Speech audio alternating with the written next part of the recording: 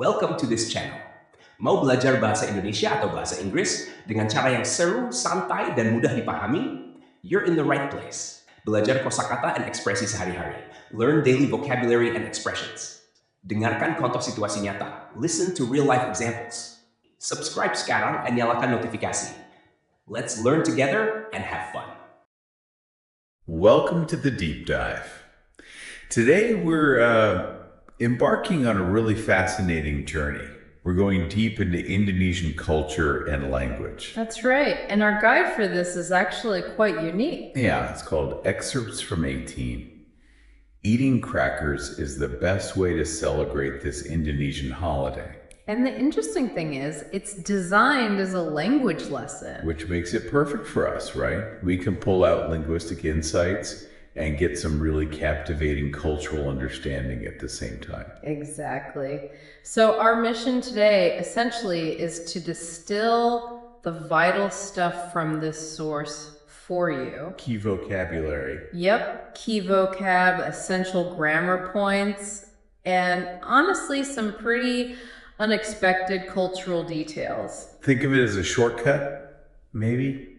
Especially if you're learning Bahasa Indonesia or, just curious about global celebrations. And that dual English-Indonesian format in the source material, incredibly helpful for seeing how things translate directly. Okay, so get ready for a conversational, but definitely packed exploration. We'll start with a dialogue. Unpack that a bit. Then get into specific vocabulary, dive into the broader cultural context. Which is fascinating. And finally, wrap up with some practical grammar tips, specifically about talking about the past in Indonesian.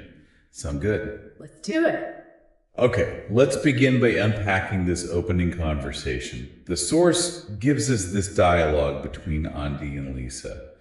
And it sets a really interesting scene right away. It does. So Andi starts off. He says, "Aku senang besok kita libur memperingati hari kemerdekaan kita."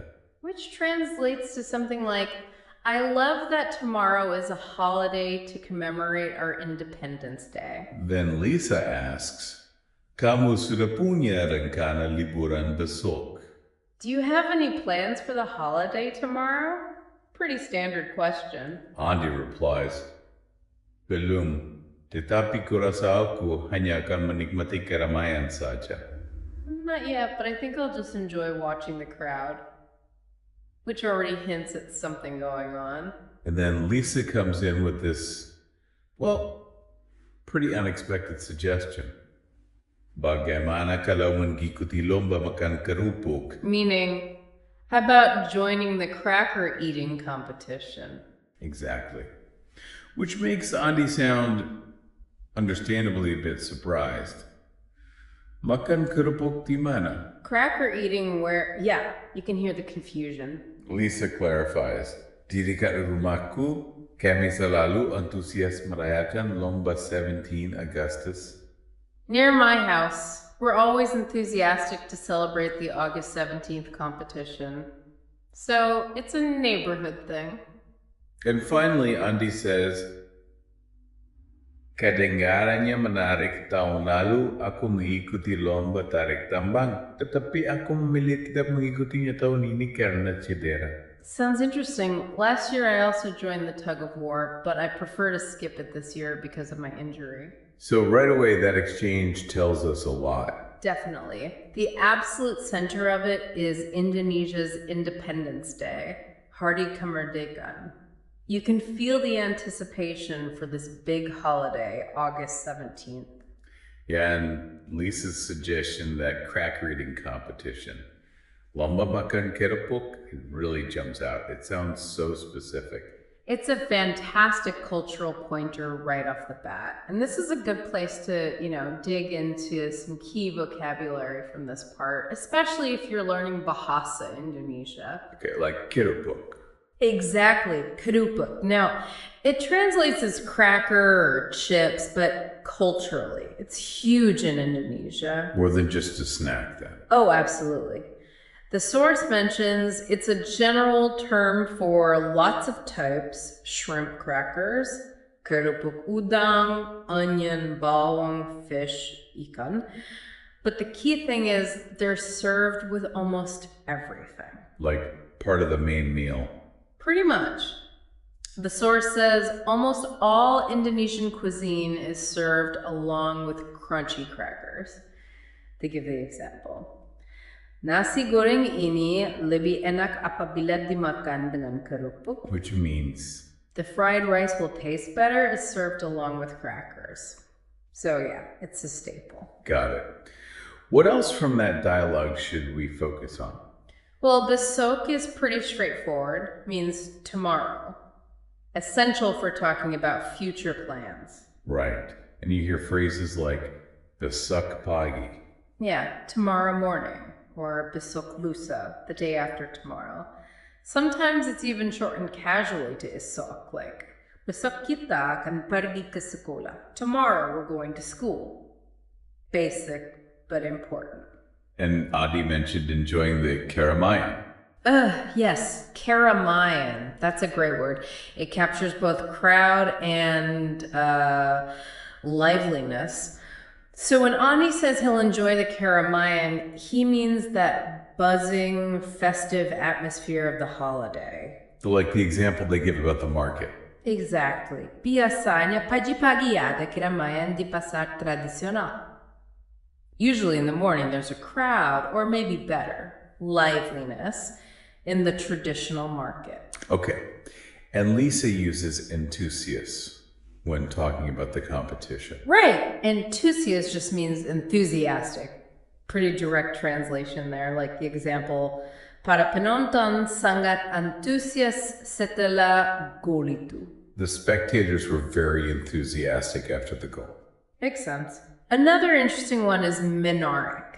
Andi says the cracker competition sounds menaric. Which means interesting. Interesting, yes, but also attractive. It has that dual meaning. So an interesting race or an attractive person. And the source mentioned its root word. Yeah, this is cool. The root is tarik, which means pull. Pull, like in tug-of-war. Exactly, like in tarik tambang, which Andi mentions later. And if you add the prefix ter, you get tartag, meaning interested in. Ah, so it connects. It does. Like, dia tertarik dengan kamuaranmu. He's interested in your offer. It all links up. That's really neat how the language works there. Isn't it? And just quickly, punya means to have or to possess. Lisa asks if Andi punya rencana has plans. Okay. And obviously, Tahun, lalu, last year, and dekat nearer, give us that time and place context. So that initial chat gives us a really specific window, but it feels like just the start, doesn't it? The source has that whole cultural insight section. Oh yeah, that really broadens things out, gives the history. Right. Indonesia declared independence from the Dutch. When was it? August 17th, 1945. So that date, August 17th, it's a national holiday, a day to remember the struggle, the patriots. Yeah. It's deeply historical. And the description of the lead up sounds amazing. Roads and houses decorated, red and white everywhere. National colors, yeah. Independence symbols. You really get a sense of national pride, that collective spirit building. And then the actual day, the source talks about all these games and contests. Absolutely. In the neighborhoods, morning time, games for kids, games for adults. We already heard about lomba makan kerupuk, the cracker eating race. Which sounds fun, if messy. Probably. No. But there's more, like lomba balap karung. What's that? Sack jumping race, jumping in burlap sacks. Classic stuff. Okay. And then, of course, the one Andi mentioned, lomba tarik tambang. Tug-of-war, which explains his injury from Tahun, lalu. last year. Exactly. See, it all clicks together when you have the context. It really does. And the source mentions sort of the peak event for many contests, lomba panjat pinang. What on earth is that? Okay, get this. Climbing a palm trunk that's been greased with oil. No way. Greased with oil? How do they even... It's incredibly challenging. Takes teamwork, skill. It's really iconic. Quite a spectacle. Wow. Okay, so it's not just eating crackers, though. Not at all. And beyond the neighborhood games, there are bigger things. Cultural parades on main roads, Indonesian dances. Sounds beautiful. And in the evening, layer tan cap. Big screens set up outside for movies. Plus music performances. The whole day is packed. So, thinking about our listener, maybe someone learning the language. Yeah. How does knowing all this cultural background actually help them? What's the connection? Well, it's huge, really, because language isn't just words in a list, right? Right. When you learn Keropuk, knowing this context means it's not just cracker. It's community, celebration, tradition. You hear Augustus 17 and you immediately think of these vibrant games, the history, the red and white flags. So it adds layers of meaning. Exactly. It makes the language feel alive. It connects the vocabulary and grammar to real experiences, real culture. It transforms learning from just memorizing rules into, actually understanding how people live and celebrate. It makes it stick. That makes a lot of sense. It gives the why behind the what. Precisely. And that actually leads us perfectly into the grammar section. The source focuses on describing past activities. Using Andy's line right. Tahun lalu aku mengikuti lomba tarik tambang. Last year, I also joined the tug-of-war. Yeah. And this brings up a really key point especially for English speakers learning Indonesian. The past tense thing. The past tense thing. Or rather, the lack of it in the way English speakers think about it. The source is clear. There is no past tense conjugation in Indonesian. Verbs don't change form. That can be tricky to wrap your head around at first. It can be. So, how do Indonesians talk about the past? The source highlights two main ways. One is using the word dulu, which means ago or in the past. Okay.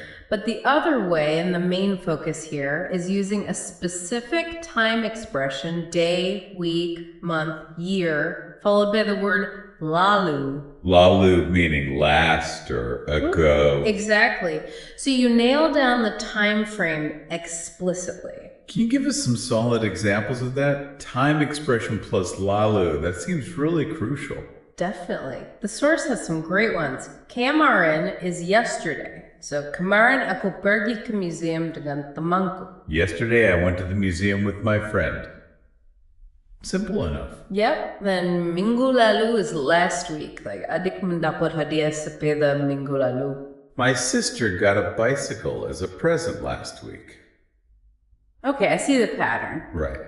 And it continues. Bulan lalu for last month, semester lalu for last semester. And tahun lalu, like Andi used. Tahun lalu for last year. The source gives more examples too. January, tahun lalu, dia masih berada di London. Last January, she was still in London. Musim semi tahun lalu, tempat itu masih beroperasi. Last spring, that train was still operating. So you just state the past time frame clearly. You got it. The time marker does the work that verb endings do in English. Okay, so that's for making statements about the past. What about asking questions like, when did something happen? Good question. The structure is pretty straightforward. You use the word kapan, which means when. Kapan. Then the subject, then the verb, then any other parts of the sentence. So, kapan plus subject plus verb plus complement. It basically works like when did. So if I wanted to ask, when did Andi join the tug-of-war? Would it be something like, Kapan Andi mengikuti lomba tarik tambang? Perfect. That's exactly it. And the source gives some more examples, mixing history and everyday life. Kapan ayah pergi ke Aceh? When did father go to Aceh? Kapan manusia mulai mengenal api? When did humans start to use fire? Wow, big question. Right. Or more specific history. Kapan Sukarno memimpin Indonesia? When did Sukarno lead Indonesia? And Kapan Monument National didirikan? When was the national monument established? So you see, that cup can structure is really useful. Yeah, understanding that structure and how lalu works with time expressions. That seems absolutely essential for anyone trying to talk about the past in Indonesian. It's different from English, but it has its own logic. Definitely a core concept. What a journey this has been, really. We started with just a simple chat about a holiday. About eating crackers? Exactly. And from there, we've unpacked key language points, grammar, but also this incredibly rich picture of Indonesian Independence Day. It really shows how language and culture are just, woven together. It does. It makes the learning feel so much more meaningful, I think. Absolutely. If you think about the bigger picture here, it just highlights that connection. How something seemingly small, like a cracker race, can actually unlock these profound insights into a nation's identity, its history, how it celebrates, and then how its language reflects all of that. Everyday conversations are just packed with this stuff. That's a great way to put it. So maybe a final thought for you, the listener, to mull over. How do these different ways languages handle things, like expressing the past? How might that reflect broader cultural views? Views on time, on history? Interesting question. And think about it. What other everyday things, like crackers, might be hiding these keys to understanding a culture and its language? Yeah. There's always more beneath the surface. Always more to discover. That's a fantastic thought to end on. We really hope this deep dive gave you some valuable insights and maybe sparked some curiosity to keep exploring, keep listening, and just embrace that joy of discovery. In language and in culture. Definitely. Thanks so much for joining us on the deep dive. Terima kasih telah menonton video ini. Silahkan klik like dan subscribe untuk